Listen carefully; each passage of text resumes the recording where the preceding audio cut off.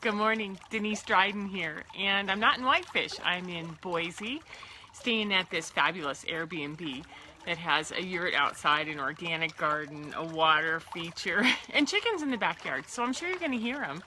But I thought between the water and the fact that it's spring and there's blossoms behind me, it's just fabulous. So I just thought it was a great setting. So here we go.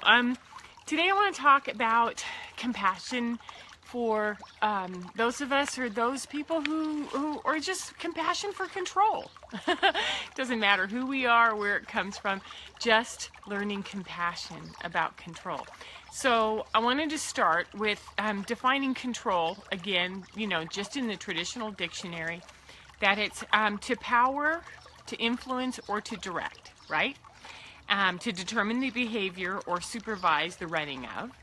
And this is about people or course of events. It could be anything.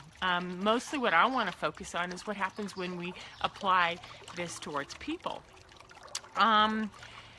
To exercise restraint or restrict, to give direction over, to dominate or command. And what it really focuses on the whole time is that we have this set of expectations. We have this inner knowledge of what we're comfortable with, what we want, what we don't want. And then we design the course of it, and we force it, and we manipulate, and we move it towards what makes us comfortable, right? So it's to cause what you want. So the ways that control has always served us, especially when I'm looking at ways that work for me, is, I kept seeing the image of the shower, the hot water, when is it too hot, when is it too cold, and you start to experiment with it, and then you learn where your balance is, what temperature you like at what times, and why. And what happens when it's too cold, you want to try to control it, and what happens when it's too hot, you want to try to control it again. And this can go on through like yard work, weeding, pruning, shaping a garden, landscaping, anything like that, cooking. What do you want it to taste like? How done do you want the meal? How warm do you want the meal? Time, how we commute, how we plan ahead, how we put stress into our day with our timing, or we create pockets and windows where we have some breathing space. Food and drink, do we restrict? Do we abuse and then, kind of always fight this battle, or are we really precise about what we do? And again, these are just some of the examples I came up with. And then, children, safety, security, then there's also our boundaries, which is like, these are all the things that we explore what we want, what we need, and then we find out where these areas are that we can work within. It does require that we know what we want and what we need, that we do our own work, that we know what serves us. And then as we shape and manipulate and direct these things into what works for us, then it opens up the door to limits that are healthy, freedoms, lots of freedoms, adjustments, minor little tweaking, like to move this up or move this down. Exploration, it gives us an opportunity to just let go and go find out what else is out there. And it creates opportunities for a sense of humor, which is, well, that didn't happen. And I golfed in a ladies' league in Salt Lake City with this woman who is a Buddhist golfer, and she would just, swing, and the ball would go wild, literally wild, and land someplace where none of us were, like, all of us were, oh, wow. And she'd go, oh, okay. And then she would just walk to the next place. It was super cool. Just no attachment to what happened in the game of golf. Just the presence of being out there. It was wonderful. So when we are paying attention to our limits and our freedoms and what we want and need, there's mastery and there's wisdom in that, right? Yeah, that's when we know who we are. So when the focus is on what we want or we need, and there's this reason that we're, what we want is we want to be in sync. We want to be in alignment. We want to be in resonance with ourselves. We want to be in sync and alignment and resonance with another or with an event. And when it starts to get out of sync, it's almost, I would use the word vibration, like we're in this zone and it works for us. And then when we get outside of that zone or up to the edge of it, we start chattering and we start getting this agitation. and that agitation is like, woo, different, something's really different here. What are we going to do about that? And what I wanted to explain is that when we get to that agitation, it can be about fear. I'm losing my notes. It could be about fear, or it could be about anger, but it could also be about excitement or joy. And so we have both of these. And sometimes it's impossible to know, am I at that edge because something wonderful new is going to happen and introduce me to something different? Or is it a warning like, you know, whoop, whoop, whoop, slow down, get out, do something different? And until we go into that spot and explore it, we don't know which one it is, right?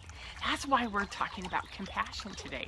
Because fear and anger and joy and excitement all start in some level of agitation, like you're getting close to that edge.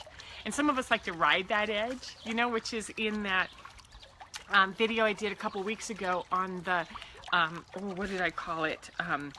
The optimal learning zone, right? You know, you've got your comfort zone, and then you've got your optimal learning zone, and then anything outside of that is in full-on panic. Well, when you get up on that edge of chattering and agitation, it's like, is this taking me in a good place, or is this letting me know to slow down? And until we are aware of that, and if we know, we don't know yet, go slowly into it. Relax, expand, relax, expand, relax.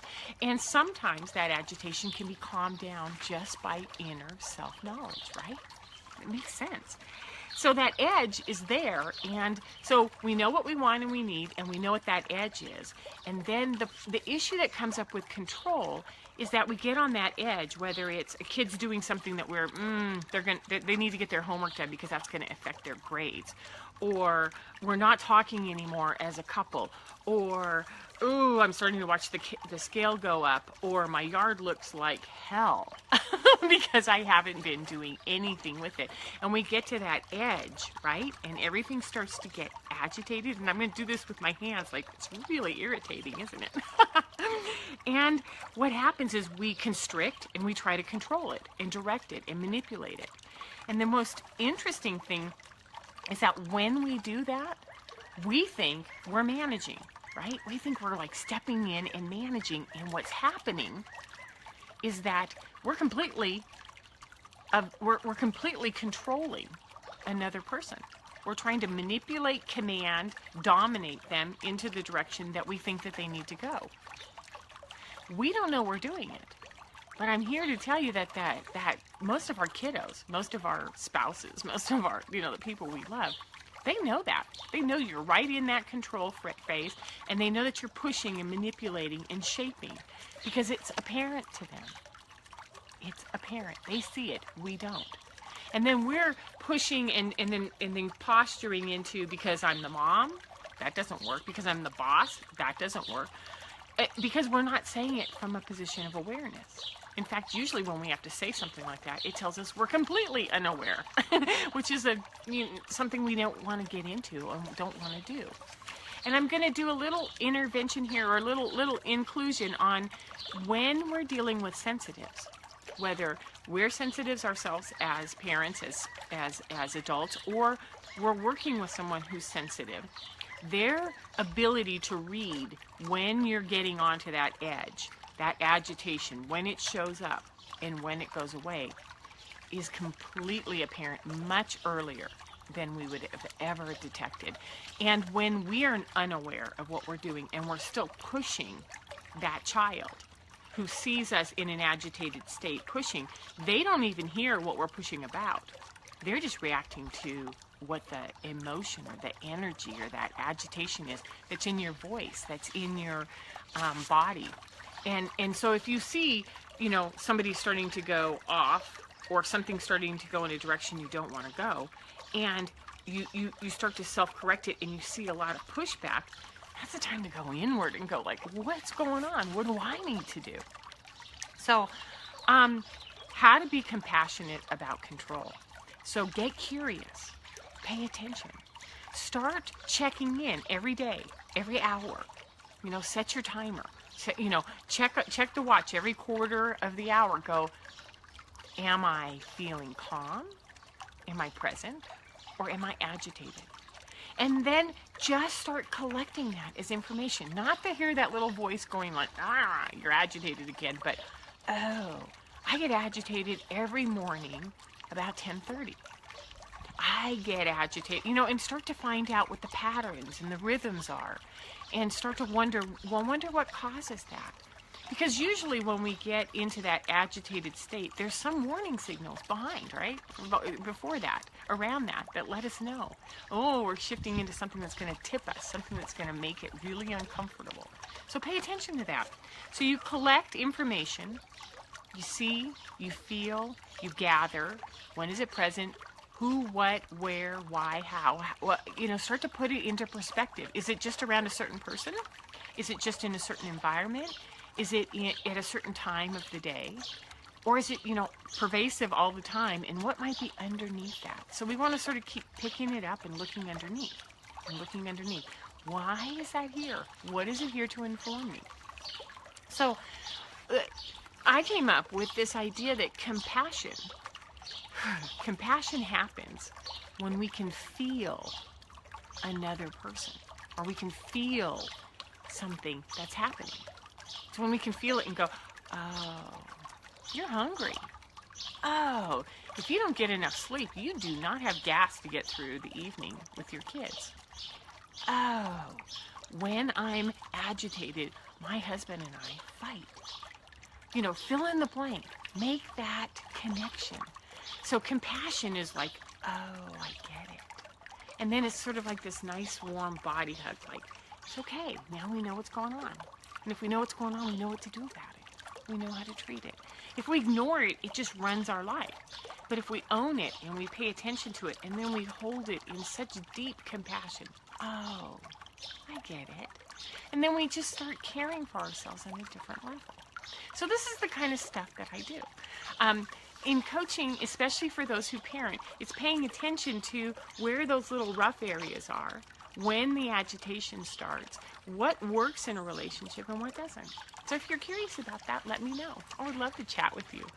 You can find me on DeniseDrydenCoaching.com, and from here I'm going to head out and go explore Boise, and I wish it was warmer. You can see I got my winter sweatshirt on, but it's beautiful out here. So enjoy, have a great Sunday, have a great week, and take care. Bye-bye.